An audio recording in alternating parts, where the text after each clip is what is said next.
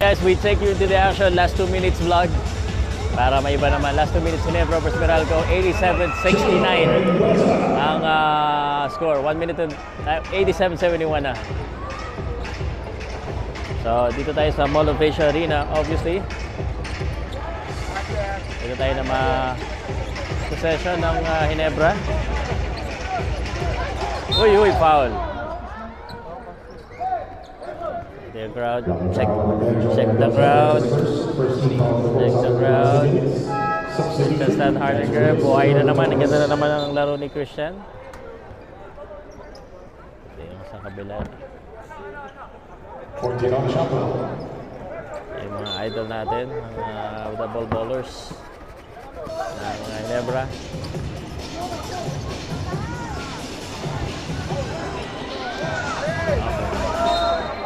So, ganito pala yung story guys. Medyo pagod ako ngayon kasi nag-sparring ako. Kung hindi nyo manapan yung sparring, panoodin nyo lang, nabugbog ako sa sparring. Anyway, sabi ko doon sa post ko kanina, kasi natalo nga Ginebra last time. Pag natalo ang Ginebra, magluluto ako ng kangkong bukas. Luluto po ako ng kangkong. Yan, less than a minute. Mukhang kuha na ng Ginebra. Mukhang, sorry guys, di ako magluluto ng kangkong ha. Bawi ang Barangay Ginebra, makakatuto yata sila eh. 44 seconds. Uy, bitawan pa. Yan o. Nice! Nakascore din.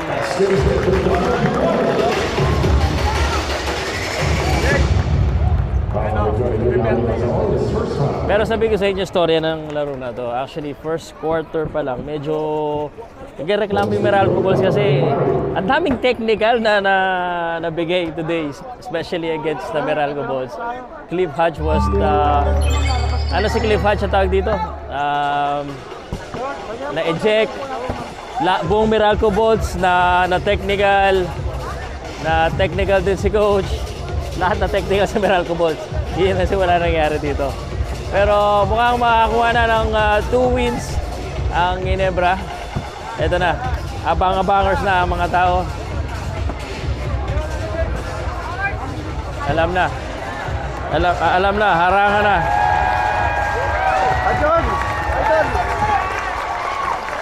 Yun, congrats.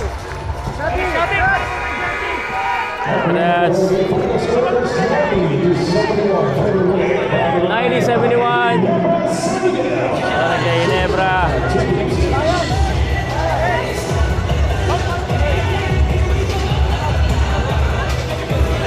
Good job.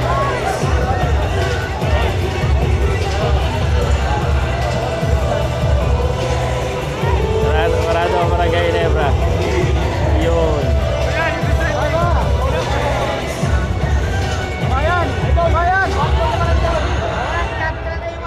Tapos na. Yun, ang bilis na wala. So, ang bilis na wala ng mga players. Tayo sa media room.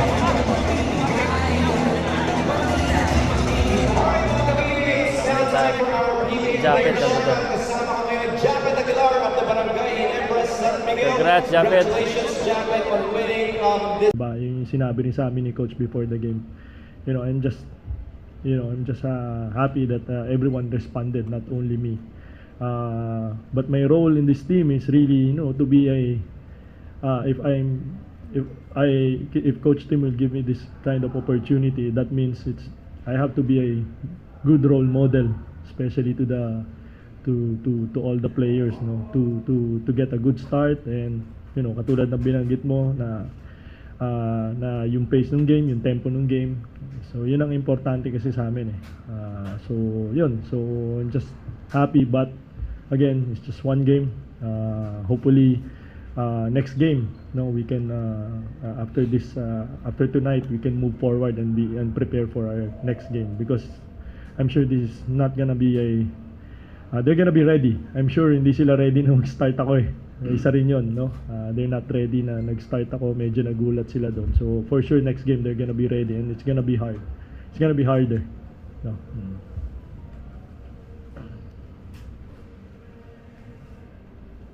Now we open the floor to our friends from the press.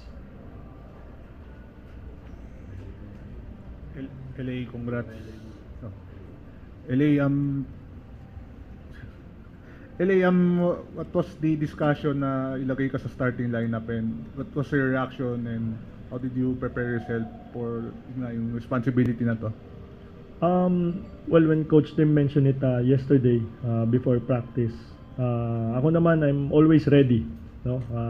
As long as kung ilang minutes man yan, I'm always ready. Even in practice, I always prepare myself to play. Kung ano yung routine ko years ago, yun pa rin ang ginagawa ko kasi I want to be ready anytime. No, I want to be ready anytime, and given this opportunity again, yun nga, na mag-start again ng game, and ready naman ako. So I always think of I'm gonna help this team in any way, kahit ilang minutes yan. So I'm always ready. LA, and congrats. It's been a while since you've been hailed as the player of the game. So ano lang pakiramdam mo going back here in a post-game conference scene? Kamusta yung pakiramdam, especially after a win? Well, definitely I'm very happy, no, na especially with this kind of high level intensity semifinals game, no. We always play Meralco talaga down to the wire, eh. 'Di ba? Every time na we face them, ganito talaga yung laro. I'm just happy na nakabalik ako dito, and I think more than that, na nakabalik ako dito, it's really, na nabigyan ko ng lift yung team namin, and nakapanalo kami sa game na to. I think yun yung importante. Of course, I'm happy after everything what happened to me. Diba? Katulad ni Coach Tim na maraming nangyayari sa akin. Diba? I'm just grateful, no? Just to be part of this semifinals game. I'm really happy. That's why every game I'm ready. I'm ready to go. I'm whatever, kung 3 minutes, 4 minutes, 20 minutes, 40 minutes, I always set my mind that I'm gonna be ready to help the team. LA, with this kind of game, did you kumbaga mayroon ka bang you prove something to yourself or to everyone na yun nga? Well, to be honest, I don't have to prove anything naman siguro. I'm siguro naman lahat naman, especially everyone here in this room, siguro alam niyo naman na matagal niyo na ako nakikita, you know naman kung anong kaya kong gawin, no? And honestly, I don't have to prove anything. The thing that my role now in this team is really to be a leader, no, inside and outside the playing court. To be a, kumbaga parang ito na yung time na talagang mas kailangan ako ng mga younger players sa team namin, of course the other vets also. So yun naman, I have to give credit also to my teammates. They listen to me, so I think with them listening to me, that proves na I don't have to prove anything na, di ba, na nakikinig sila sa akin whatever I say to them. So yun, so I'm just happy, no, na nandito ako, but syempre I'm not gonna be contented, di ba, with this win also, going back to this win. I want also to move forward and to win again next game. Just next game, we think about the next game.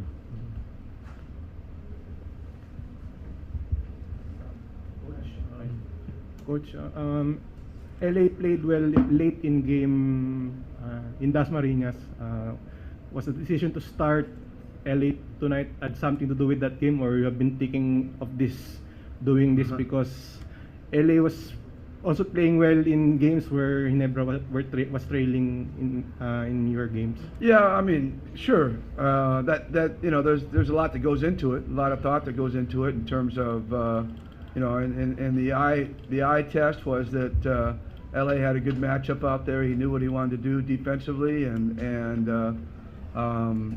then again we were just looking for more of a veteran presence in terms of trying to get LA knows our execution like the back of his hand. I mean, he understands it. He knows how to get people into spots. He knows how where their strengths are, and so that was something we were looking for today because we've been struggling with our offense, struggling into our execution, and we knew that LA could do that.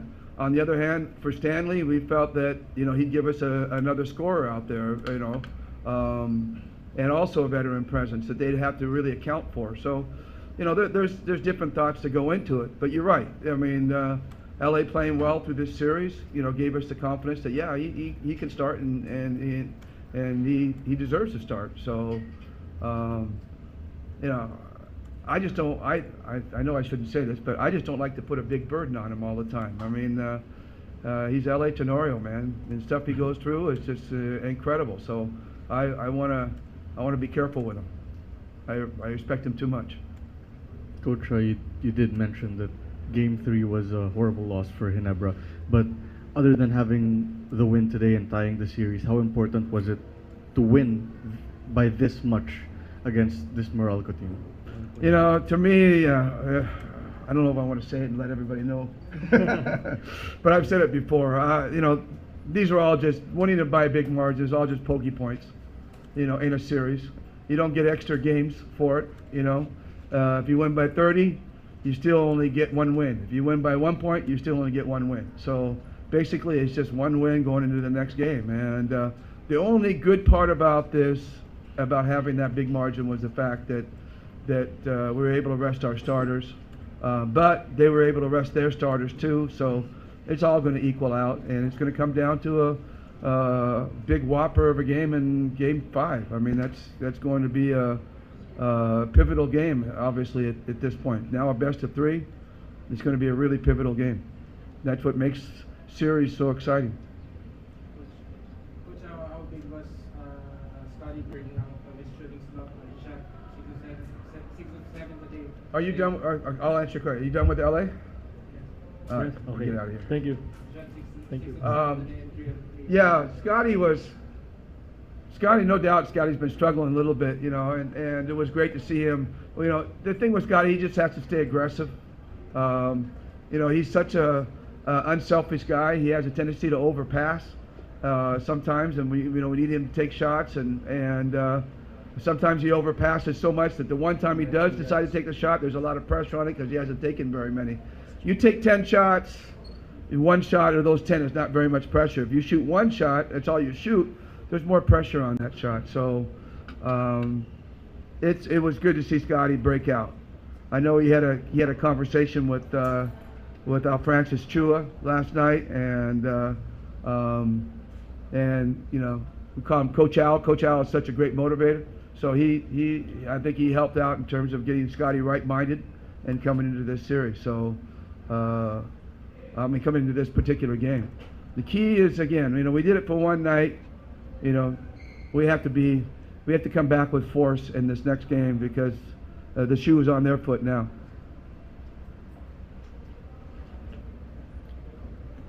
Coach, you mentioned before, after Game 1, that it would take a while for you guys to figure out Meralco. Now we're after Game 4. Are you slowly figuring things out, or?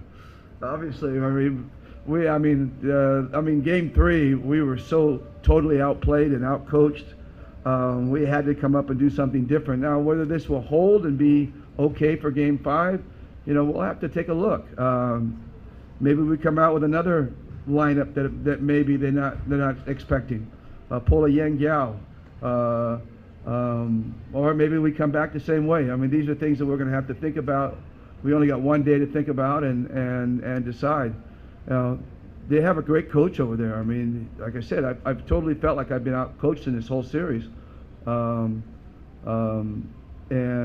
so he's really a great coach. So he's going to make some really good adjustments, and we'll see where we go from there. If we can do some great in-game adjustments and make it a tough Game 5. But Game 5 is going to be pivotal, no doubt about it. That's it for our post-game press conference.